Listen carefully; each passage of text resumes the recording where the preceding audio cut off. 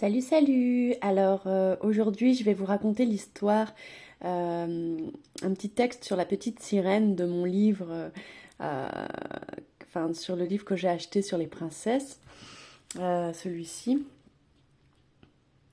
Ce qu'il faut savoir, c'est que on est dans une période de l'humanité où il est important de se reconnecter à notre enfant intérieur, parce que l'humanité a besoin de guérir. Et ça fait partie du processus hein, quand on évolue. Et, euh, et pour être dans sa complétude, c'est important ouais, de guérir l'enfant intérieur, mais aussi de l'animer, hein, de faire en sorte qu'il soit connecté déjà à nous. Euh, c'est ce qui nous permet d'avoir une vie plus légère et une vie heureuse, hein, parce qu'on n'est pas là que pour travailler, mais trop boulot dodo. Et de plus, dans les films et dans les dessins animés, comme je le dis toujours, euh, tout est expliqué sur le fonctionnement de l'humain, de la vie, de ce qui se passe, que ce soit dans le visible ou dans l'invisible. Tout est expliqué dans les dessins animés. Et par conséquent, j'ai eu à cœur d'acheter ce livre et de partager avec vous de temps en temps des petites histoires en français et en anglais. Voilà. Donc aujourd'hui, on va lire La petite sirène, le nouveau chant d'Ariel. C'est une toute petite histoire, hein, il n'y a pas toute l'histoire, mais ça nous plonge un petit peu quand même dans la magie de la vie et ça fait du bien. Alors, Sébastien s'éclaircit la voix, mais les sirènes continuèrent à parler.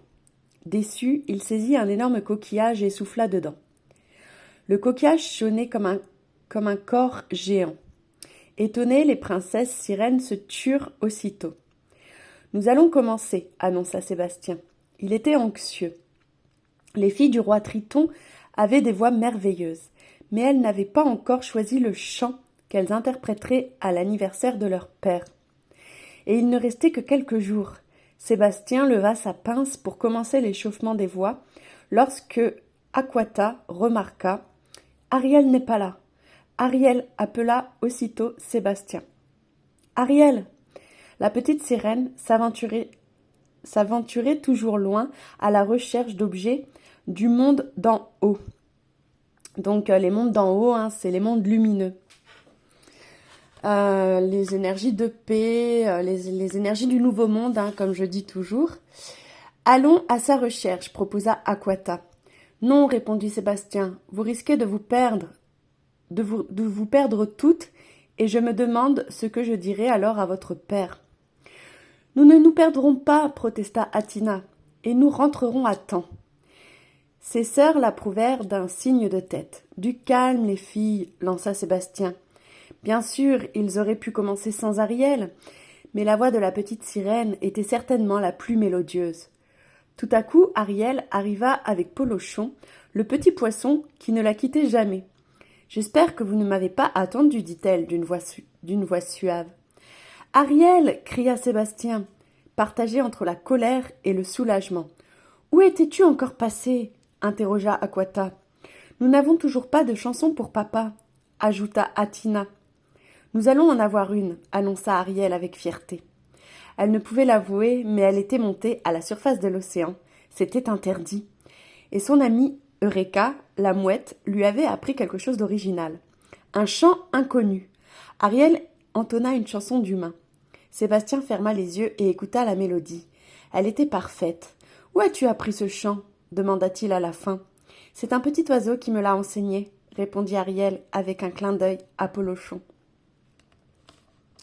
Voilà. Et en tant que femme, parce que dans tous ces textes, hein, il y a des messages qui sont en accord avec l'activité que je développe hein, sur le coaching des femmes pour leur permettre de devenir authentiques, d'être connectées à leur beauté. Et effectivement, une femme en souffrance, c'est une femme qui n'aimait pas des bonnes vibrations, à commencer par le son de la voix. Et c'était mon cas à l'époque et j'en ai tiré de grandes leçons. Aujourd'hui, tout doucement, j'ai trouvé mon intonation, ma note, ma vibration. Ça m'a pris du temps parce que quand on est sensible, on peut être traversé par tout un tas d'énergies qui ne nous appartiennent pas toujours. Et ça nous fait résonner, chanter faux. Et ça nous permet pas d'avoir la plus belle des vies en accord avec qui on est vraiment. Voilà, donc j'espère que vous en comprendrez certains messages.